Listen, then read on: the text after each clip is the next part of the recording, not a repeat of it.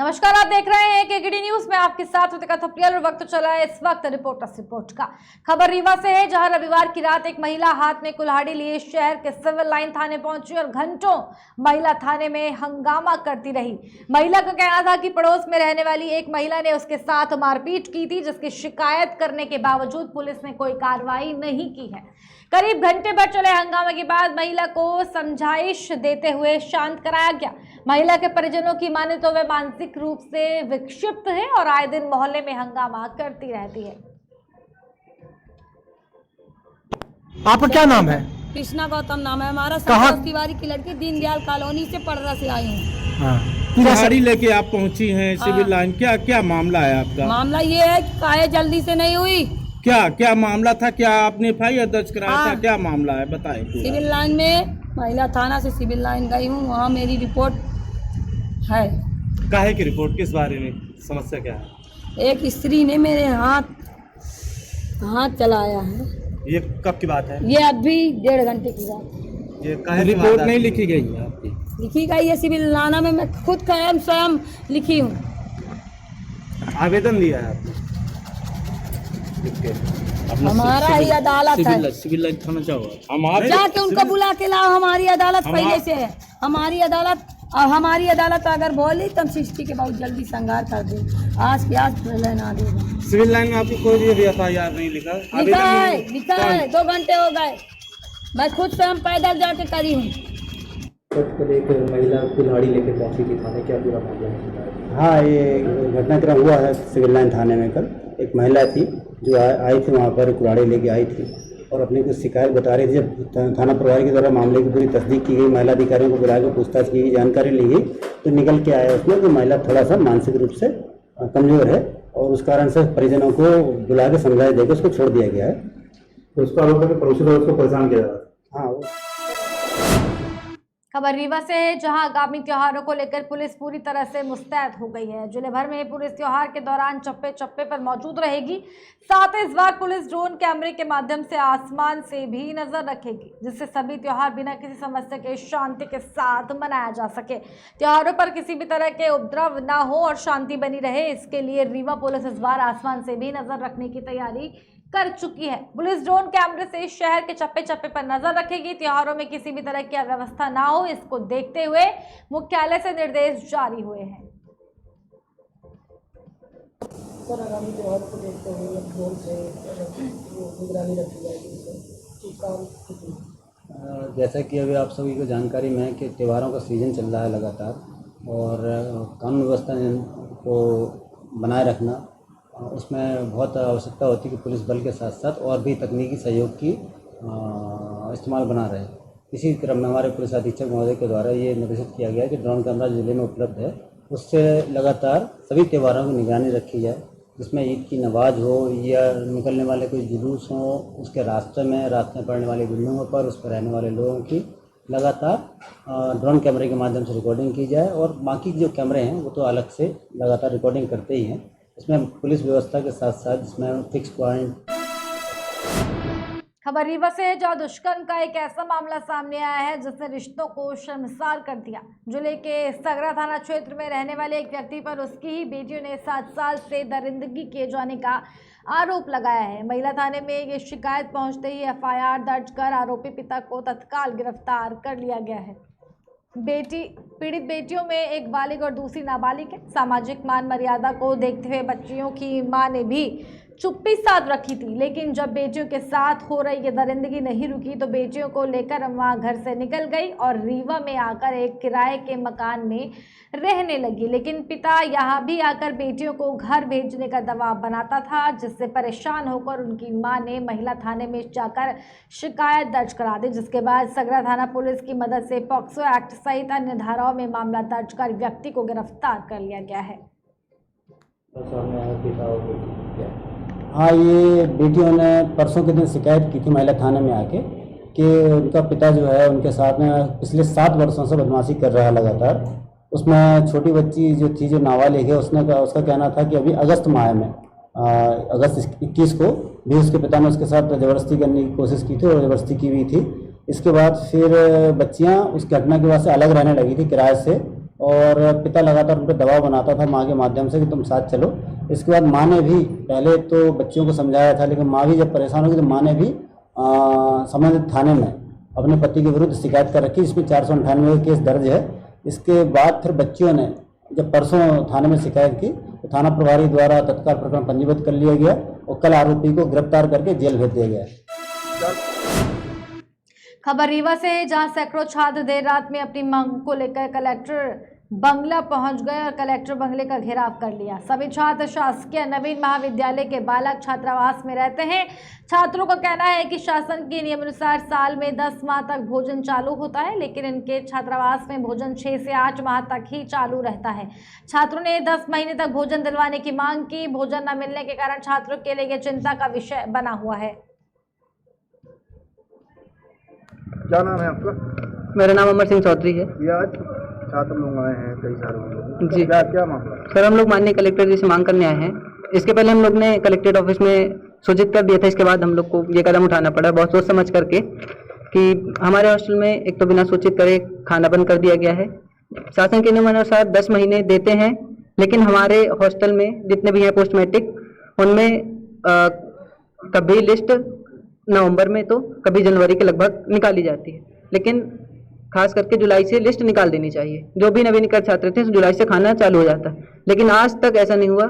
नवंबर में, दिसंबर में, जनवरी में ऐसे लिस्ट निकाली जाती है और इधर अप्रैल के जैसे ही 30 अप्रैल हुआ, मतलब एक दिन भी खाना एक्स्ट्रा नहीं बनाते। तो सारे लड़के सुबह से मात्र दाल चावल खाए हैं। यहाँ तक अधीक्षक ने इसके अलावा सब्जी तक नहीं बनवाई कि रोटी बनवा दे, ओनली दाल चावल। बाकी सुबह से लड़के सारे भूखे हैं। अभी उसी के लिए मांग करने आए हैं कि हम लोग को मैस चालू किया जाए। हमको 10 महीने मैस चाहिए। अगर हमारा 10 महीने है तो कलेक्ट्रेट वहाँ से निकलता है, कलेक्टर ऑफिस से, आदिम जाति कल्याण विभाग से, तो हमें 5 महीने खाना क्यों दिया जाता है? इसके पहले आपने शिकायत कहाँ पर? इसके पहले कलेक्ट्रेट ऑफिस में की थी, ट्राइबल विभाग में। वहाँ से बोला भी गया था बाई फोन, सर थे नहीं, डीओ सर थे नहीं, बाई फोन बोले थे कि चालू हो जाएगा मैस, आप टेंशन मत लीजिए, जितने दिन पेपर चलेंगे आपको चालू रहेगा। कौन से हॉस्टल के छात्र हैं सर? सभी क्रमांक नंबर 1, 2, 3 और एसटी हॉस्टल के भी हैं। ये कहाँ पे? ये आपका झिरिया में टीआरएस कॉलेज के जस्ट पीछे हैं ये सभी रात हॉस्टल। में कलेक्टर बंगला पर आए हैं, क्या आपकी अभी तक बात हो पाएगी? नहीं, अभी नहीं हुई सर को, अभी बस सूचित कर रहे हैं, तो बात हो रही है कि सर आ रहेंगे। पूरी होंगी क्या करेंगे? मांगे नहीं पूरी होंगी सर को, सिर्फ हमारे सर से निवेदन है, जहाँ तक सर से ये अभिलाषा है कि पूरी कर देंगे। इसके अलावा हमें दूसरा कदम नहीं उठाना पड़ेगा।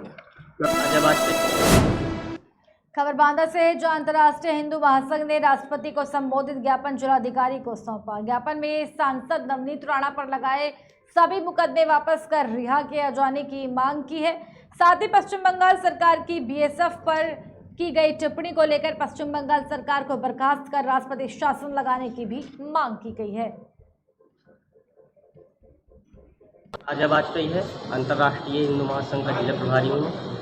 किस तरह का ज्ञापन दिया है आज आपने? हमने जो महाराष्ट्र जो सांसद हैं नवनीत राणा, उनके ऊपर राजद्रोह लगा दिया गया हनुमान चालीसा पढ़ने के लेकर, उस पर उचित कार्रवाई हो, राजद्रोह का मुकदमा हटे, इसलिए हम लोगों ने ज्ञापन दिया। किस अधिकारी को ज्ञापन दिया? जी, हमने यहाँ पे जिलाधिकारी बांदा को ज्ञापन दिया है और महामहिम राष्ट्रपति के लिए। क्या है? मैं अंतर्राष्ट्रीय हिंदू महासंघ के प्रधान मंडल प्रभारी हूँ। क्या मामला है? मामला ये है सर कि जो है महाराष्ट्र के सांसद माननीय नवनीत राणा जी के ऊपर जो है हनुमान चालीसा पठन करने के लिए राजद्रोह का मुकदमा लगा दिया गया, जो कि गलत है, जो किसी भी तरीके से राजद्रोह नहीं बनता है। अब बताइए हनुमान चालीसा पठन करने के लिए राजद्रोह कैसे बन सकता है?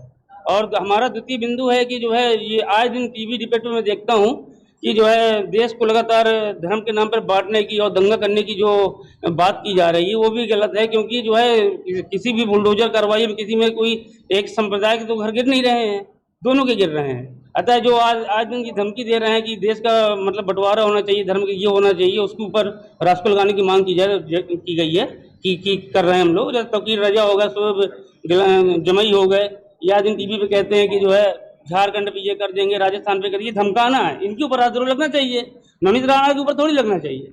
और तीसरी बात ये है कि बंगाल में जो है बीएसएफ जो कि हमारी राष्ट्रीय फोर्स को सुरक्षा पे आती है, उसको एंट्री पे बैन कर रही है, उसके ऊपर अभद्र टिप्पणी कर रही है ममता बनर्जी जी। खबर बांदा से है, जहां जिलाधिकारी कार्यालय परिसर पहुंचकर कुछ महिलाओं ने जिलाधिकारी से पथरी ग्राम स्थित आंगनबाड़ी केंद्र में समय से पुष्टाहार न दिए जाने और अनियमितता बरतने के संबंध में शिकायत की। समय से और पूरा पुष्टाहार न मिलने से कार्यकर्तियों में रोष देखने को मिला। उन्होंने बताया कि आंगनबाड़ी संचालक इनसे दस्तखत करवा लेते हैं और कभी कभी बिल्कुल ही पुष्टाहार नहीं दिया जाता। साथ ही गर्भवती महिलाओं और बच्चों को डांटकर भगा दिया जाता है। क्या नाम है आपका? राज रानी। अच्छा, कहाँ रहती हैं आप? ग्राम पथरी। क्या मामला है जो कलेक्टर के पास है? मामला है वो जो पोस्ट आहार वगैरह मिलता है तो वो ठीक समय से नहीं देती हैं। समूह कार्यकर्ता और आंगनवाड़ी ये दोनों लोग मिलकर हड़प जाती हैं। क्या नाम है उनका? गोमती और सुनीता। कितने लोग परेशान हैं इनसे? हम पूरा गांव परेशान है इस मामले से। तो पौष्टिकाहार आप लोगों को उपलब्ध नहीं हो पाता? नहीं होता और वो रजिस्टर में साइन भी नहीं करने देती, सिग्नेचर वगैरह भगा देती हैं और कहती हैं क्या आप कक्ताई करती है, ये है वो है, भागो यहाँ से, हमें तंग करती हैं, परेशान कर रही हैं। खबर जौनपुर से है, जहां सिकरारा थाना क्षेत्र के निवासी एक विवाहित को युवक बहला फुसलाकर एक होटल में ले गया और 4 दिन तक लगातार उसके साथ नशीली दवा खिलाकर रेप किया गया। साथ ही महिला से उसके जेवरात भी छीन लिए गए। विवाहित को जब होश आया तो उसने थाने पर आकर पुलिस को प्रार्थना पत्र देकर न्याय की गुहार लगाई, लेकिन पीड़िता के प्रार्थना पत्र सौंपने के बावजूद पुलिस ने मुकदमा अभी तक दर्ज नहीं किया, ना ही उसके बयान को गंभीरता से लिया गया है। क्या नाम है आपका? कहाँ घर है? लदुआ। क्या मामला है जो आप थाने पर प्रार्थना पत्र देने आए हैं?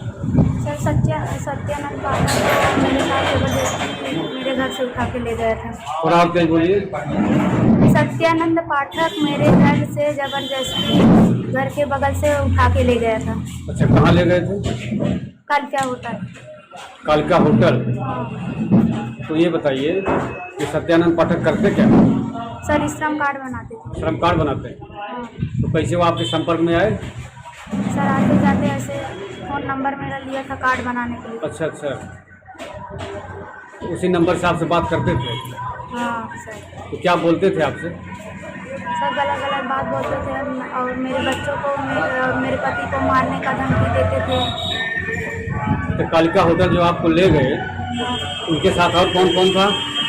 और 2-3 लोग। तो आपके साथ अकेले दुष्कर्म किए कि सामूहिक दुष्कर्म किया गया? सर अकेले किए। कितने घंटे थे आप होटल में? 3 दिन। खबर चित्रकूट से है, जहां पुलिस अधीक्षक के निर्देशन में क्षेत्राधिकारी ने सर्विलांस और स्वाट टीम के साथ 45 खोए हुए मोबाइल फोन बरामद किए, जिनकी अनुमानित कीमत लगभग 5,50,000 रुपये है। बरामद किए गए मोबाइल धारकों को सौंप दिए गए हैं। जनपद की जो सर्विलांस टीम है उनके द्वारा बहुत सराहनीय कार्य किया गया है। जो भी हमारे पास अपराधी आते हैं कि उनका मोबाइल खो गया है या फिर चोरी हो गया है, तो हम उसको सर्विलांस टीम पर सर्विलांस के थ्रू उनको ढूंढने के प्रयास करते हैं। इसी में आज हम लोगों की सर्विलांस टीम ने करीब 45 मोबाइल, जो कि पिछले करीब 1-2 महीने से इन लोगों के खोए थे 1-2, तो उनके द्वारा जो एप्लीकेशन दी थी उस पर हम लोगों ने इनको बरामद किया है। इनकी करीब अनुमानित कीमत इन 45 फ़ोन की करीब 5,50,000 रुपये है। अभी हम लोगों ने आज जो ये गोष्ठी की है इसमें जिन जिन लोगों के मोबाइल खोए थे उन लोगों को बुलाया है, उनके मोबाइल वापस से विस्तृत किए गए। इस पर मेरे द्वारा इस कार्य को करने के लिए सर्विलांस टीम के प्रभारी MP त्रिपाठी और पूरी सर्विलांस टीम को हार्दिक बधाई। क्या कोई इनाम भी दिया जा रहा है इनको? देखिए बिल्कुल, इसमें इनको हमारी तरफ से जो ये मिल रहा है तारीफ जो मिल रही है और इसमें रिवार्ड के लिए भी हम लोग इसकी जरूरत है।